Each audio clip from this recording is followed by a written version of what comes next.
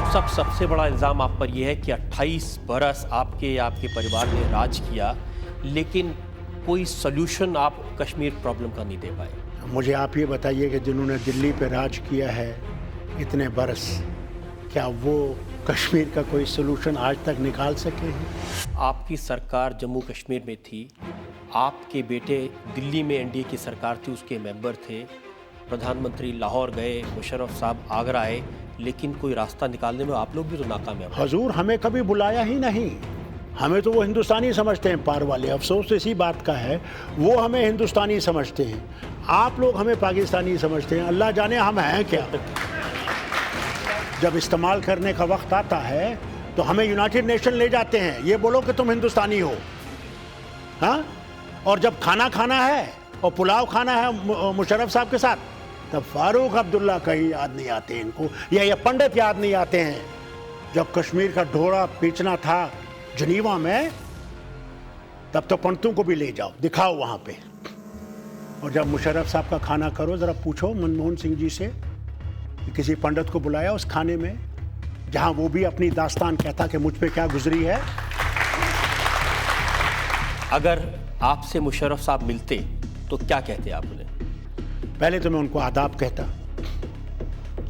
उसके बाद उनको आराम से बिठाता और कहता, अल्लाह के वास्ते आप अगर कुछ भी नहीं, हमारे कश्मीरी में कहते हैं जंगतल त्रावतम, ये कश्मीरी समझते हैं कि अब हमें अल्लाह के वास्ते माफ़ कर दो, अब जो हो गया सो हो गया, हम मर गए, कश्मीरी पंडित को भी तुमने दफा कर दिया, हमको भी निकाल दिया, सब कुछ खत्म हो गया, अब हम तुमसे माफ़ी मांगते हैं, अब तुम हमें छोड़ दो।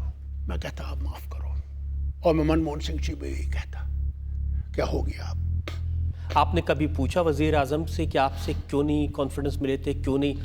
नहीं रजत, वो हुआ भीख मांगना। फारूक अब्दुल्ला इतना खुददार है कि मैं भीख मांगने के लिए तैयार नहीं हूँ। वैसे सच्चाई तो है कि जब जब आपने ओरिजिनल बनाई वो फ्लॉप हो गई, इसलिए आपने साउथ इंडियन फिल्मों की कॉपी बनाना शुरू कर दिया। इतने डायरेक्टर जो हैं इंग्लिश फिल्म की नकलें करते हैं, उनके बारे में तो नहीं बोला जाता। मेरे बारे में इसलिए बोला जाता है क्योंकि मैं सच बोलता हूँ कि मैंने इस फिल्म से प्रेरित होकर ये फिल्म बनाई है।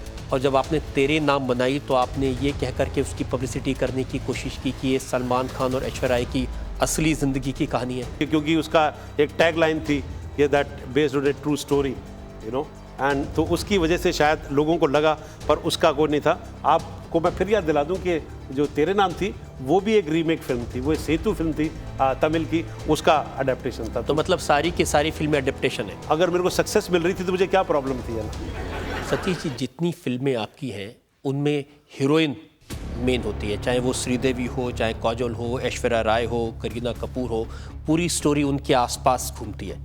मेरी कनेक्टिविटी किसी भी एक फीमेल पार्ट से ज़्यादा होती है। लेकिन जो आपके फिल्म के हीरो हैं वो आपसे नाराज़ रहते हैं, इसीलिए मैंने ज़्यादा हीरो के साथ काम भी नहीं किया। तो 4-5 हीरो, पर हीरोइन की लिस्ट आपको श्रीदेवी के साथ काम किया, तब्बू के साथ काम किया, काजल के साथ काम किया, ऐश्वर्या के साथ काम किया, करीना के साथ काम किया, शिल्पा के साथ काम किया, अमीषा के साथ काम किया, सोनाली बेंद्रा के साथ काम किया, और आगे काम करता रहूँगा खूबसूरत औरतों के साथ। ये बात सही है कि तेरे नाम की शूटिंग के दौरान सलमान खान से कुछ गर्मा गर्मी हो गई थी, उन्होंने थप्पड़ मार दिया था? एक्चुअली मैं करोल बाग का हूँ, नाई वाला गली का हूँ। अगर ये ऑडियंस बैठी है कि करोल बाग नाई वाले गली के किसी आदमी को थप्पड़ या लड़के को थप्पड़ मारा जाए, वो थप्पड़ का जवाब किससे दे सकता है? समझे ना, वो चुप तो नहीं बैठ सकता। लेकिन ये गलत बात थी क्योंकि ऐसी कोई बात हुई नहीं थी। सलमान जैसा भी हो, अपने डायरेक्टर की इज्जत और मेरे साथ उसका बहुत व्यवहार उस फिल्म के अंदर रहा, तभी फिल्म सक्सेसफुल हुई है। इस मामले में आपकी तो रेपुटेशन ठीक ठाक है, लेकिन सलमान की अच्छी नहीं है, इसलिए लोगों ने विश्वास कर लिया। शायद उसकी किट्टी में, बेचारे की किट्टी में बार बार कुछ न कुछ लोग डालना चाहते हैं। उस वक्त उस दौर से गुजर रहा था कि मतलब वो कहीं ठोकर खा के भी गिर जाए तो ऐसा लगेगा यार इसने अपने पैर को मार दिया यार।